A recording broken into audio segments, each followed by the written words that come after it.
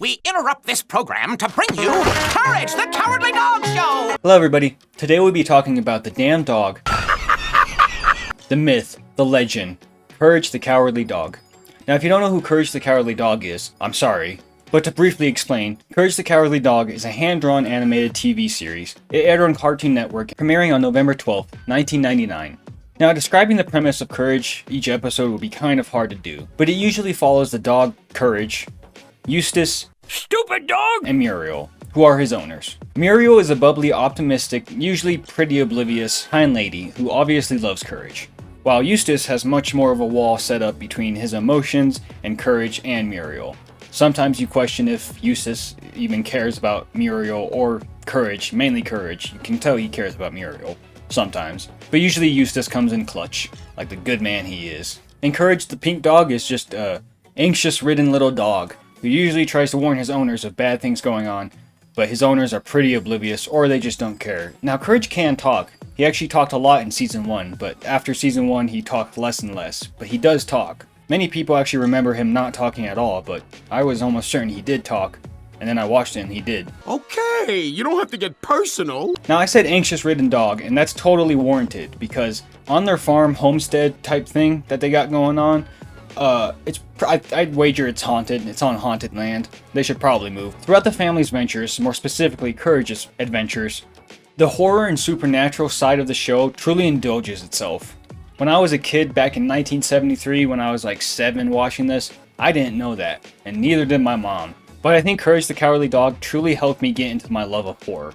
Because there are some scary ass scenes in this show, meant for children, and those scenes have stuck with me and other viewers like me into our adulthoods. So today we'll be looking at the scariest moments in Courage the Cowardly Dog.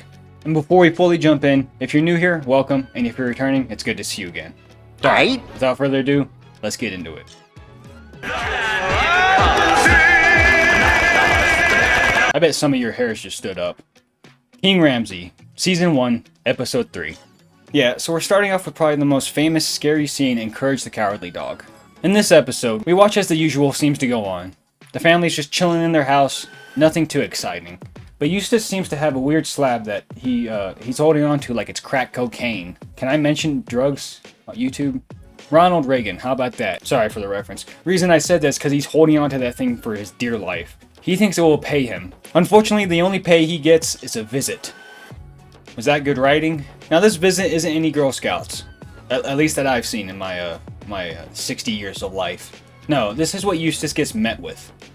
Return the slab, or suffer my curse. What's your offer? This night you will be visited by 3 plagues. The monologue here by King Ramses is very reminiscent of the Christmas Carol, and the spirits within the Christmas Carol.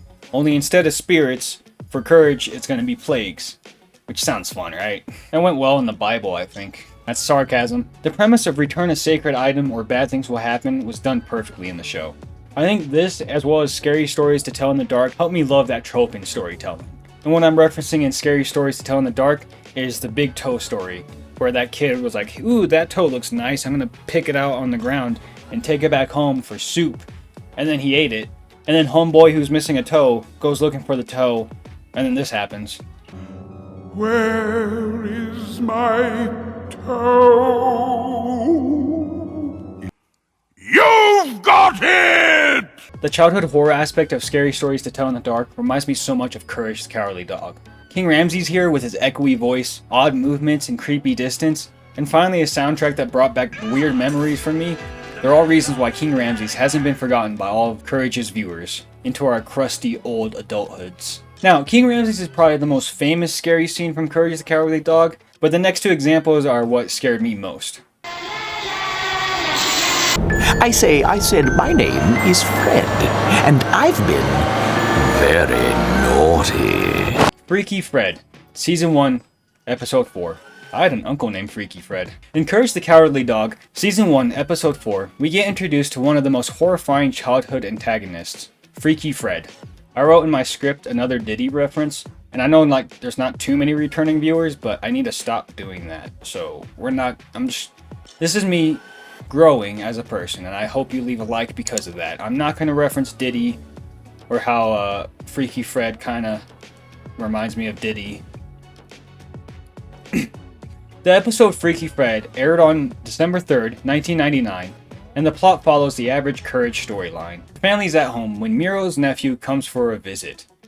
Her nephew is Freaky Fred. Totally average guy. That's why his name has Freaky in it. And he's not like a serial killer at all.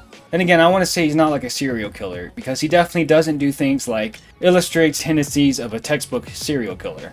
Like starting off with animals. That sounds weird. I should have given you context before I said that one sentence. Fred is a barber, so he started off with cutting animals' hairs.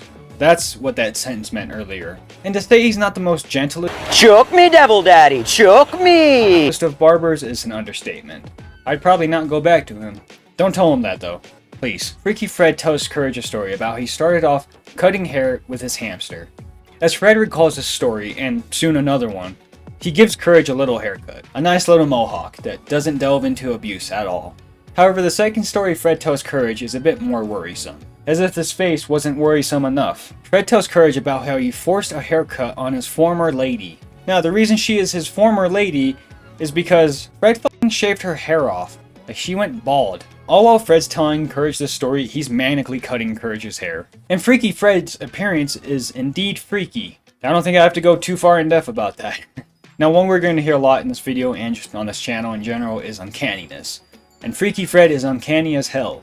When something's just close to being human-like, but just off enough where it's not fun to look at. In this episode, there isn't one moment that stands out too much to me, besides, you know, the whole, like, abusing hamsters and people. It's mainly just Freaky Fred in general that's scary. Respectfully, hats off to you, Mr. Fred. Wonderful!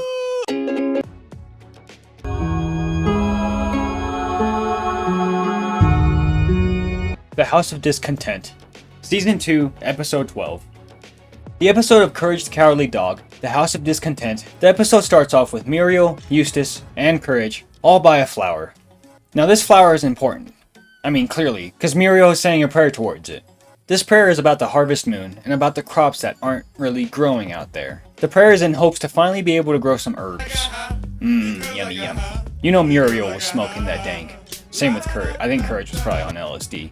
Nightmare, nightmare, nightmare, nightmare! Don't do drugs, kids. But Eustace, being a snotty little bitch, stomps on Muriel's flower, and I'm sure that's not going to have any consequences. The family then goes on their day. Normal as usual, right? Well, Muriel, I think, is having a schizophrenic break because she's hearing voices. In fact, it might be time for a nursing home because she sees her kitchen come to life. The utensils start flying and levitating, and food comes to life, but luckily, no nursing home for Muriel because Courage the Cowardly Dog also sees this, because that dog is mentally sane, and we can go off of him. And like the motherfucking G he is,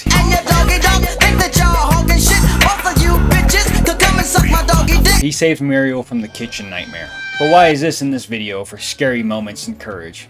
Well, this, my friends, is an uncanny ass head. The fact that it's a different style of animation adds on to the creepiness of it, which Courage does a lot. You'll see that in the next example. And this might sound dumb, but as a kid, like, I was raised religious.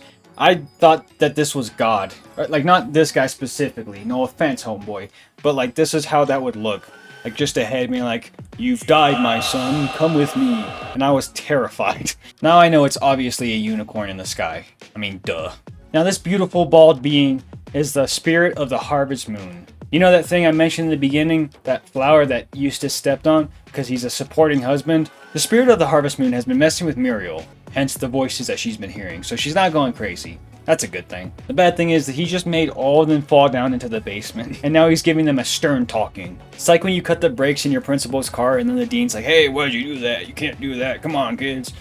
The spirit of the harvest moon simply requests that they actually try and grow crops and give it an effort. Because again, as mentioned earlier, there's a lack of growth in the farm homestead that Muriel, Eustace, and Courage share. Now you would think it's because it looks like it's New Mexico, which means there's absolutely nothing there except dirt. Oh, the green chili fries are good too though. But anyway, the spirit of the harvest moon says that they aren't trying enough, and that's why there aren't any crops growing. The family doesn't like photosynthesis, especially Eustace, which is usually a trope in the show. Eustace being stubborn as shit.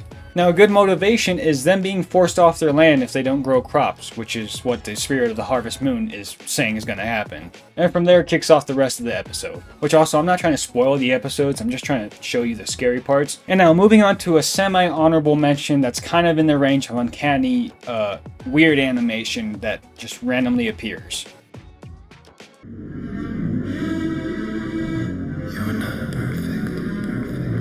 Courage the Cowardly Dog, Season 4, Episode 13B, or otherwise known as Perfect. Now this holds an infamous scare for so many children who grew up to be adults, like me. Now I don't rank it too high because it's not on screen for long, however the abruptness and randomness of it, and just the creepiness of it, definitely earns its spot on this list. Now what am I talking about? Bada boom.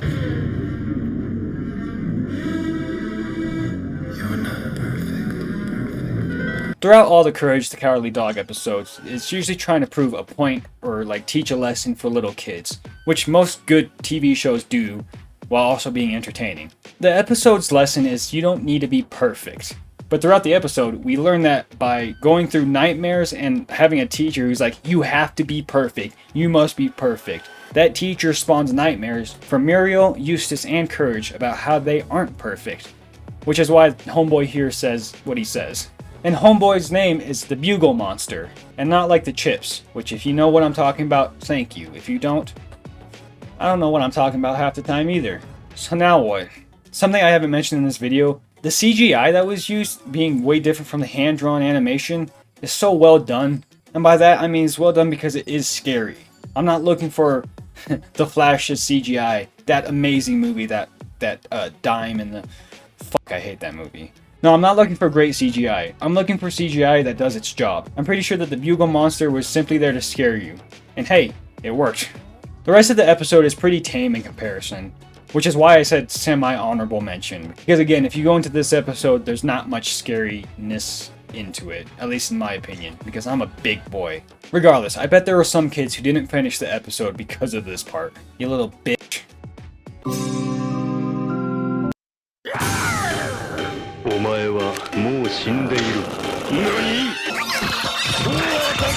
And finally for this list, we have Courage the Cowardly Dog, Season 3, Episode 12, named The Quilt Club. This episode is mainly focused around Muriel, as she tries to make it into a quilt club. She needs to prove herself by making good enough quilts, as well as some other tasks that, are in the fine print. And this quilt club is ran by two sisters who are our main antagonists. We have Alicia and Elysia Stitch, aka the Stitch Sisters. The reason they are called the reason they're called the Stitch Sisters is because the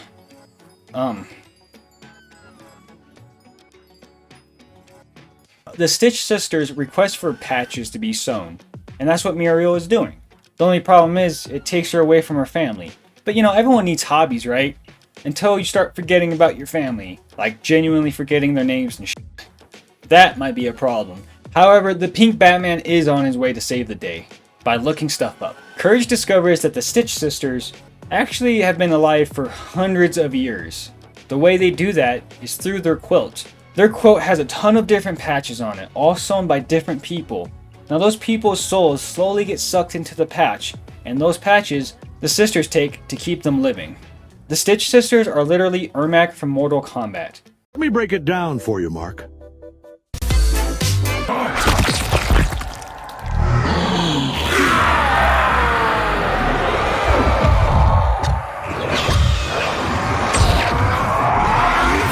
The main reason I put this episode in scary moments of all time in Courage is because of this part, where Courage goes back into time and sees that all these old pictures of the Stitch Sisters, which I love so much in horror. I probably said it a lot on this channel, but I'm gonna say it again. I love when modern horror makes it look like it's older horror.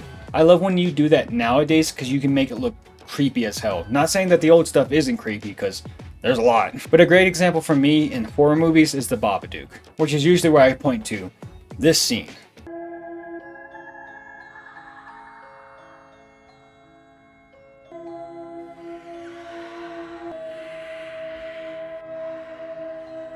Not only do I find like old television and that grainy look terrifying, but the fact that you know that whatever you're watching must have been alive back then and then now it's still alive today, not a good sign for you. I'm rambling again, I know. going back. When Courage finds this out, he runs to save Muriel. However, Muriel is finished with her patch, and now Courage must save her from the Stitch Sisters before the Stitch Sisters fully engulf Muriel's soul. You ever seen those videos of like people just going with lunch meat? I imagine it's like that.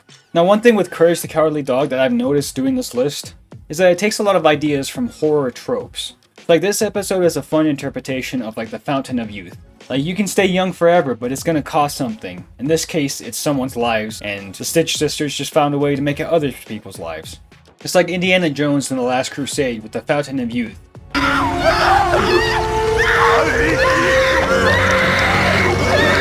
You chose poorly. Like it's gonna cost something. Same with whenever the family messes with some sacred item, and then some demon comes back and says, hey, don't mess with it, or hey, give me back my slab. A lot of horror tropes are in Courage the Cowardly Dog. And I think that's one of the reasons why I love this show so much.